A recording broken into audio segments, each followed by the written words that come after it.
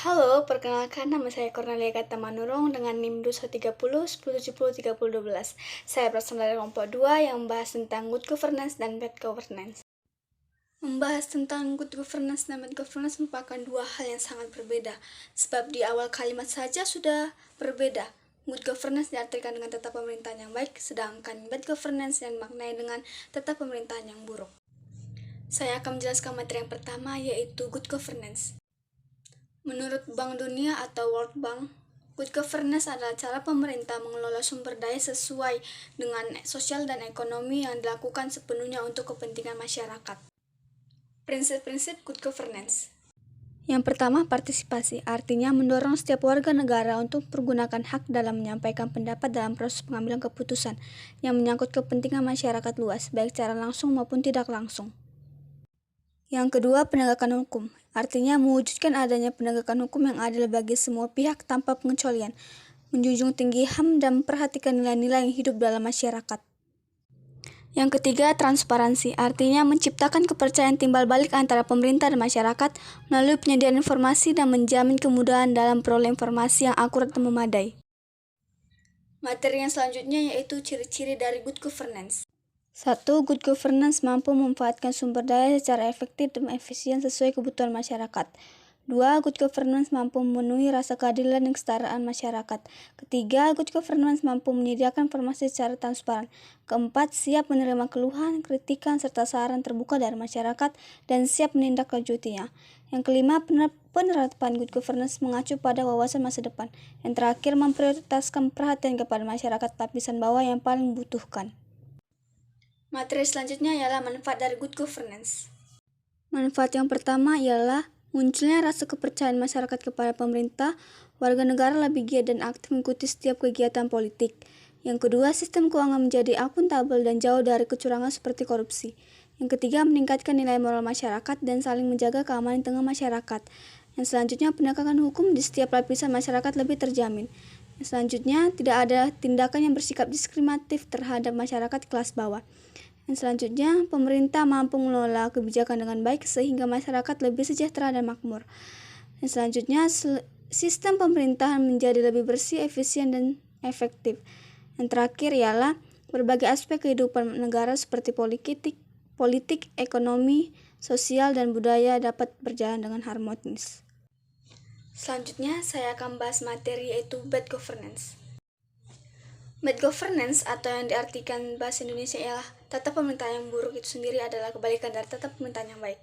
Tata pemerintahan yang buruk atau bad governance berpusat hanya di sekitaran gagasan yang dimana korupsi terdapat di suatu sistem dan juga kurangnya transparansi dan akuntabilitas pembuatan kebijakan yang sewenang-wenangnya dan kecurangan dari mereka yang memerintah di pemerintahan.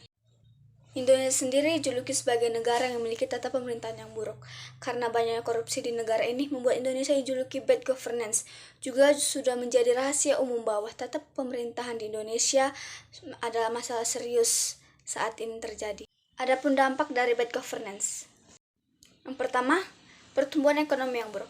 Bila sebuah negara mempunyai tata kelola yang buruk atau bad governance, maka sangat berdampak pada pertumbuhan per kapita suatu negara. Kedua, status gagal. Ketika administrasi publik tidak dapat memberikan banyak pelayanan publik dan warga tidak mengakui bahwa pemerintahannya tidak sah, maka negara akan menjadi negara yang gagal. Hal ini membawa seluruh bangsa pada penderitaan. Yang ketiga, korupsi. Korupsi tidak hanya menjadi penyebab tetapi juga dapat terjadi sebagai akibat dari tata pemerintahan yang buruk. Adanya hubungan yang jelas menunjukkan bahwa tingkat pemerintahan yang tinggi dan lingkungan yang lebih baik untuk melakukan bisnis dipengaruhi oleh adanya korupsi dalam perekonomian. Tautan ini menunjukkan bahwa memiliki tata pemerintahan dalam perekonomian yang baik karena tata kelola yang buruk, tingkat korupsi yang dirasakan akan meningkat. Solusi untuk bad governance. Yang pertama, transparansi. Transparansi adalah proses keterbukaan untuk menyampaikan aktivitas yang dilakukan, sehingga pihak luar termasuk masyarakat lokal atau adat dapat mengawasi dan memperhatikan aktivitas tersebut. Yang kedua, partisipasi. Proses partisipasi membuka peluang bagi pembuat kebijakan untuk mendapatkan pengetahuan baru, mengintegrasikan harapan publik ke dalam proses pengambilan kebijakan, sekaligus mengantisipasi terjadinya konflik sosial yang mungkin muncul. Yang ketiga, akuntabilitas. Adanya mekanisme akuntabilitas memberikan kesempatan kepada masyarakat untuk meminta penjelasan dan pertanggungjawaban apabila terdapat hal-hal yang tidak sesuai dengan konsensus dalam pelaksanaan tata kelola di sektor kehutanan. Koordinasi. Mekanisme memastikan sejauh mana pihak-pihak lain, khususnya institusi pemerintah yang memiliki kepentingan terhadap sektor kehutanan, memiliki kesamaan tujuan yang tercermin dalam program kerjanya. Ciri-ciri dari bad governance. Yang pertama, rendahnya sensitivitas terhadap kebutuhan dasar kelompok masyarakat kurang beruntung atau miskin. Kedua, birokrasi yang tidak efisien. Ketiga, tingginya tingkat korupsi. Keempat, rendahnya partisipasi publik dalam proses perencanaan, pelaksanaan, dan pemantauan pembangunan, serta lemahnya penegakan hukum.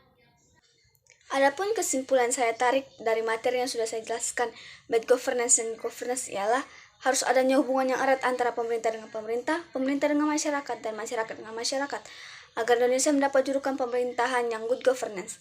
Dengan hubungan yang erat di pemerintahan juga di masyarakat luas, maka bad governance tidak akan terjadi di Indonesia.